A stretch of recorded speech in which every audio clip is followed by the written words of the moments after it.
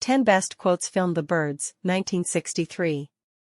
It's time to take things back, way back to 1963, with some classic Hitchcock. The Birds is about birds that attack people for literally no reason. This movie starts out extremely slow, taking almost 20 minutes for things to really get going. When they do get going, there are some very interesting suspenseful scenes, but the bird effects are just too old to be taken seriously. Any of the scenes with a massive amount of real birds just standing around preparing to attack was pretty suspenseful. They find Annie dead and Kathy is telling the story through so many tears she can barely talk, while Melanie looks on with no expression on her face. At least Mitch looks somewhat concerned about what's going on, and the rest of the supporting cast does a good enough job. School principal, for the love of God, will someone tell me what's going on? A desperate plea for answers amidst the chaos. Melanie, referring to the birds, they look almost human.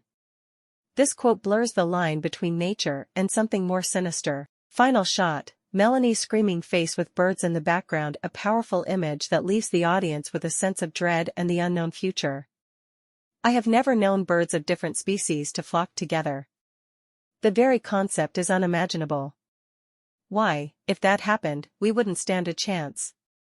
How could we possibly hope to fight them? Mrs. Bundy.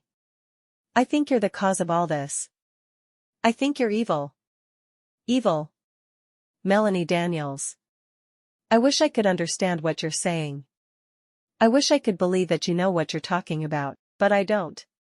Mitch Brenner. It's the end of the world. Mrs. Bundy. I don't know what you're talking about. Melanie Daniels. We're all in this together. Mitch Brenner. Unnamed woman, during the school attack, the birds. They're attacking. While not a particularly profound quote, this line perfectly captures the film's raw terror.